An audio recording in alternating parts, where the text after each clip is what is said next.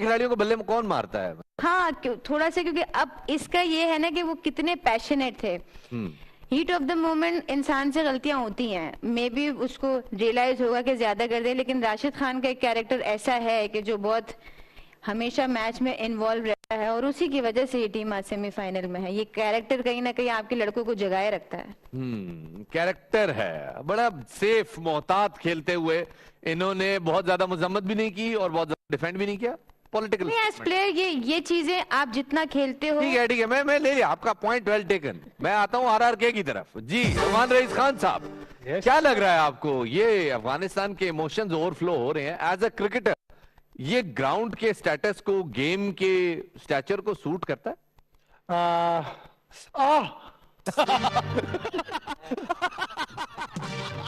हद हो गई। ओके ठीक हो गया? हाँ ठीक हो गया। हाँ अच्छा 25 मिनट नहीं, मैंने 5 सेकंड लिए। बहरहाल यार गुलबदीन नाइफ सुबह से हंस रहा हूं मैं।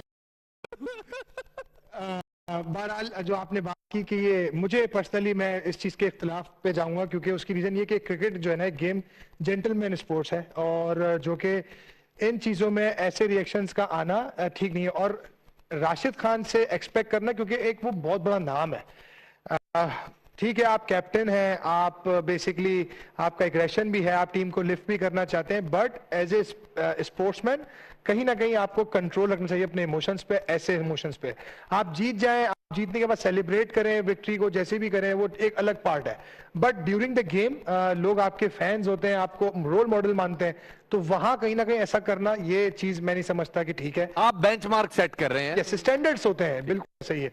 और कप्तानी में आप कर रहे हैं, कोई मिसफील्ड कर रहा है, किसी को आप लाउड वे में बोल रहे हैं, वो एक अलग चीज है, लेकिन अपने ही टीममेट के आगे तरफ थ्रो कर देना बल्ला, आई थिंक ये एक बड़ा अजीब सीन हुआ है, जो कि पर्सनली मैं उसको लाइक नहीं करूंगा। अब आते हैं उस वाकये की तरफ जो हमने तो हुस्न जन रखते हुए बात की है। हम तो ये मान रहे हैं कि शायद हैमस्ट्रिंग में वाकई मसला हो गया हो, कुछ हो सकता है, वो हार्ट अटैक हो सकता है, उसके अंदर कुछ भी हो सकता है।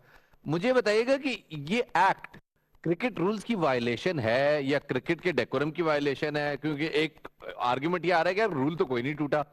अच्छा, फिर जब जॉनथन ट्रॉट के इशारे करने में बात हुई तो उस पर लोगों ने हमारे माजी के कोच जावेद मियादाद के क्लिप्स निकाल के दिखाने शुरू कर दिए कि जावेद भाई भी बेंच पे बैठे थे तो यूं कर रहे होते थे। उनका एक मतलब वो अभी कह रहे थे कि अब ये रन बॉल वाली कैफियत है, साथ में और भी लिपसिंग भी चल रहा होता था। वो जाहिर है इस वक्त कौमी टीवी पे बयान करने के काबिल नहीं है, लेकिन आपको क्या लगता है कि ये कोच का इशारा करना स्लो डाउन का और उसके बाद प्लेयर का पैर पकड़ के बैठना, आई थिंक वो गुलबदीन ने कमाल ही कर दिया वैसे तो, टू बी वेरी ऑनेस्ट, क्योंकि देखें ये चीज अगर एक फास्ट बॉलर कर रहा होता ना उसको बॉलिंग करते हुए कि वो रन अप पे होता, टेक्टिकल मूव्स कहलाते हैं कि यार हम 2 रन ऊपर हैं, कोच ने इशारा किया कप्तान को या टीममेट्स को कि भाई बारिश आ रही है स्लो डाउन हो जाओ, तो उसका एक तरीकेकार होता है। यानी ये होता है क्रिकेट में अमूमन कि बाहर से मैसेज आता है भाई हम डीएल पे ऊपर जा रहे हैं तो गेम को थोड़ा टेम्पो स्लो कर दो ताकि हमारे पास चांस हो।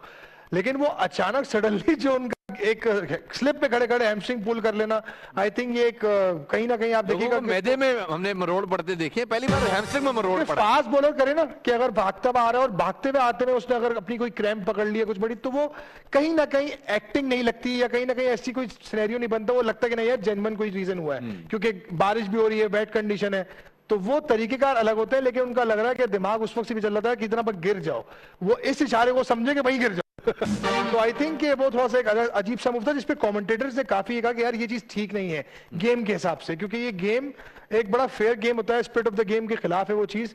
लेकिन अब बस क्या कह सकते हैं, उन्होंने जो एक्ट किया, लेकिन उससे मैं समझता हूँ इतना कोई फर्क पड़ा नहीं, क्योंकि बारिश कोई ऐसी नहीं हुई कि मैच वहीं खत्म हो गया, डीएल पे जीत गए, और इसका सेटबैक हो सकता था, क्योंकि ये जो एक्ट होते हैं ना इस तरह के, इसकी रिफ्लेक्शन आपके बैड रिजल्ट पे आती है।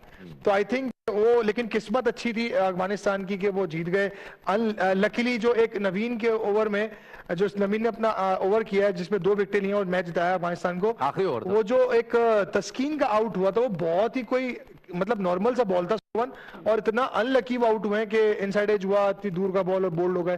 तो आई थिंक लक फेवर कर गई है अफगानिस्तान को, और कहीं ना कहीं क्योंकि इतना कम स्कोर और बांग्लादेश एक टाइम पे जा रही थी चेस करने के लिए 12.1 ओवर में, लेकिन जब उन्होंने देखा, रियलाइज किया कि यार हम आउट हो रहे हैं इसमें, तो वो टेम्पो थोड़ा स्लो कर गया। वो टेम्पो स्लो करना ही बांग्लादेश के मेरे ख्याल से फेवर में नहीं गया, क्योंकि वहां मोमेंटम बिल्कुल उन्होंने स्लो कर लिया अपना। वरना लिथुन दास और जिस तरह से हिडोय खेल रहे थे, आई थिंक उस वक्त वो उस मोमेंटम में खेलते तो शायद वो मैच ये 15-16 ओवर में खत्म हो जाता। 15-16 ओवर में। और एक चीज मैं कहूंगा शफात भाई, अफगानिस्तान का जो टर्निंग पॉइंट था ना, वो राशिद खान के ऊपर जो मोहम्मदुल्लाह का उन्होंने रिव्यू लिया है, हाँ, वो सबसे टर्निंग पॉइंट था, क्योंकि उस वक्त 11वें ओवर की 5वीं बॉल राशिद खान इतना कॉन्फिडेंट नहीं थे, लेकिन जो इसाक उनके विकेट कीपर थे वो बड़ा कॉन्फिडेंट थे और बहुत ही बारीक एज लगा था इनसाइड एज। लेकिन मेरे ख्याल में टर्निंग पॉइंट ये भी था कि जब आपको 114 रन या 15 रन आपको 12.1 ओवर्स में करने पड़ते हैं, तो you are giving an opposition to win the game, क्योंकि वो विकेट्स ऐसी हैं कि जहां पे आप 12 ओवर में ये रन चेस करने थोड़ी मुश्किल हो जाते हैं। उन्होंने काफी लेट डिसाइड किया कि हम कब ये 12 ओवर में चेज नहीं कर सकते। जब तक उन्होंने डिसाइड किया उनकी 7 विकेट्स गिर चुकी थी। तो अफगानिस्तान बहुत बिलो पार क्रिकेट खेला, वो इतनी अच्छी क्रिकेट नहीं खेला। अगर एक क्रिकेट में 20 ओवर में से अगर 64 डॉट बॉल खेलने के बाद भी आप जीत जाओ तो फिर सामने वाले की कोई, लेकिन वो जितने पार जा रहे थे, अगर 12.1 का रेशियो नहीं होता और उनको कुछ क्वालिफिकेशन कोई सिनेरियो उनके पास नहीं होता, दे वुड हैव डेफिनेटली